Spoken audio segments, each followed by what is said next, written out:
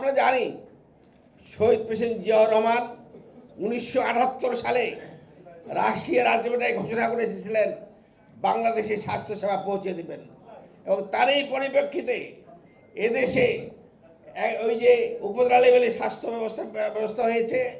পাশাপাশি আপনাদের হয়তো মনে নাই, যখন আমাদের স্বাস্থ্য ব্যবস্থা দুর্দিন ছিল সেই সময় 27,500 পল্লী চিকিৎসককে ট্রেনিং দিয়ে এদেশের মানুষের সেবার, গ্রামের মানুষের সেবার ব্যবস্থা করে দেওয়া হয়েছিল। সেটি শহীদ প্রেসিডেন্ট জিয়াউর রহমানই করেছিলেন। আজকে 2026 সালে এসে আমরা কি দেখলাম? সেই স্বাস্থ্য ব্যবস্থাকে ধ্বংস করে দিয়েছে। শুধু স্বাস্থ্য ব্যবস্থা নয়, আপনি ইঞ্জিনিয়ারিংয়ে যান, এগ্রিকালচারে যান, যেখানে শিক্ষায় যান, যেখানেই যান, সেই বিগত ফ্যাসিস্ট সরকার সব কিছু ধ্বংস করে দিয়েছে।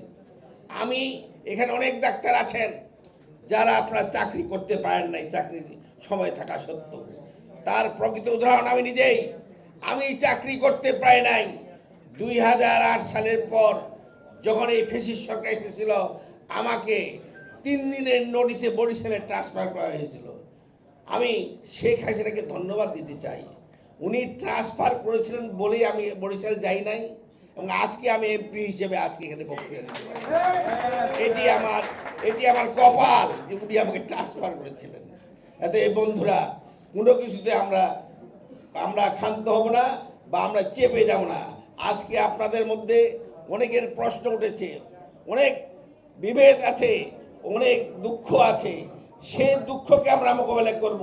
এবং আজকে যে আমাদের স্বাস্থ্যমন্ত্রী আছেন জনাব মোহিত স্যার, উনি এবং আমাদের সর্দার শাখাত হোসেন সাহেব, ওনারা খুব ভালো লোক, আমি দেখেছি এবং শুনেছি, এবং আপনারা সবাই জানেন। তারা কোনোদিন চিকিৎসকদের ক্ষতি করবে না, যেটা আওয়ামী লীগ স্বীকার করে গিয়েছে। এবং বিগত দিনে যারা অবদান রেখেছেন, যারা রাজপথে ছিলেন, তাদের মূল্যায়ন হতেই হবে, করতেই হবে। আমি মাননীয় স্বাস্থ্য প্রতিমন্ত্রীকে বলবো, আমাদের দেবের ছেলেরা যে অবদান রেখেছে বিগত দিনে, তা ভুলবার নয়।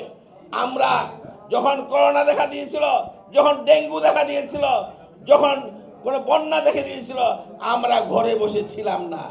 আমরা গ্রামে গিয়েছি, আমরা রংপুর, রাজশাহী গিয়েছি, আমরা চিটাগাং গিয়েছি, আমরা নোয়াখালী গিয়েছি, আমাদের সারা বাংলাদেশে ঘুরে বেরিয়েছি।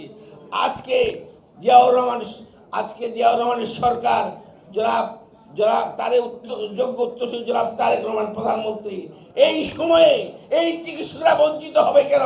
আমরা এটা মেনে নিতে পারবো না, এটা মেনে যাবে না। আমি এমপি হিসেবে নয়, একজন চিকিৎসক হিসেবে বলছি, আপনাদের সাথে আমি থাকবো এবং ডাক্তারদের অধিকার আন্দোলনে যা যা করা দরকার আমি তাই করবো।